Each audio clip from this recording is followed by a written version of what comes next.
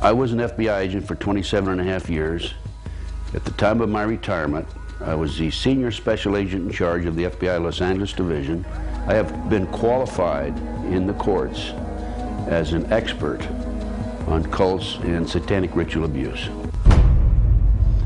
I have information from various sources that judges, law enforcement, prosecutors, attorneys, doctors, and many prominent individuals, including actors, actresses, professional football and baseball players, are involved in these type activities.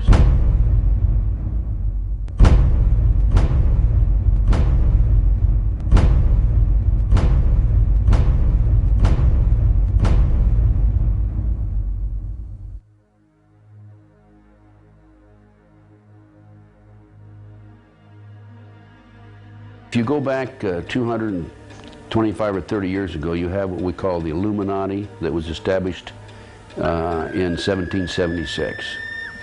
And the goals of the Illuminati, this is all very well documented, are to take over the world.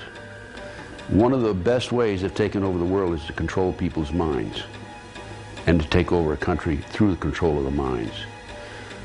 So what's happening in America, and based on my research and my interviews with numerous individuals, is that the powers that be, the higher-ups, the people in the Illuminati, are using the satanic cults as a means and as a tool to condition individuals and to make them victims of the mind control, MK Ultra mind control program.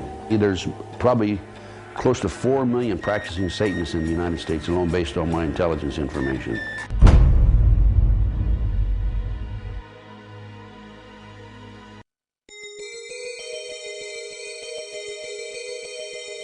If the many authors on the subject of the occult are correct, and Tony Blair has been initiated into the 33rd degree, then his pseudo-Christian morals will be compromised by the fact that devil worshippers and high-ranking Freemasons have walked through the corridors of power hand in hand for centuries. The Royal Archmasons describe their highest-ranking brothers as Grand Solicitor Generals of the Supreme Grand Chapter. There is a secret word, the name of the true Masonic God, which none are allowed to say in public. This name is Yarbulon.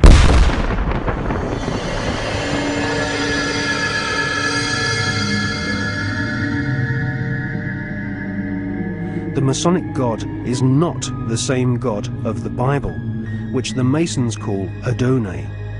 Yarbulon has been described by Christian minister Canon Brian Brindley as an unholy compound of the Hebrew name of God, Jehovah, with the heathen names for Baal and Osiris. The highest ranks of Freemasonry utter Yarbulon as the one sacred and mysterious name of God. Yarbulon is a tripantheon Masonic god, in part deified as the historical Baal, which the Oxford English Dictionary confirms as being a Hebrew word. Baal is the chief male deity of the Phoenician and Canaanite nations. To the tribes of the Old Testament, Baal was the devil himself.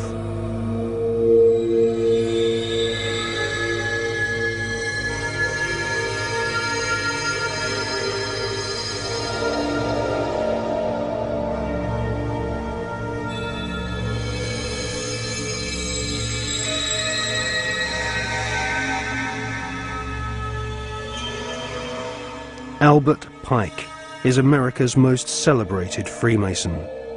Pike was Grand Commander Sovereign Pontiff of Scottish Rite Freemasonry in the southern and western United States from 1859 to 1891. Scottish Rite Freemasonry has its own headquarters at the 33rd degree in Edinburgh. The United Grand Lodge of England has tried to deny that the true god of Masonry is Yarbulon, or has anything to do with the devil. But Albert Pike describes Yarbulon as a symbol of the infinite and eternal Godhead, a mongrel word whose name has been for 2,000 years an appellation of the devil.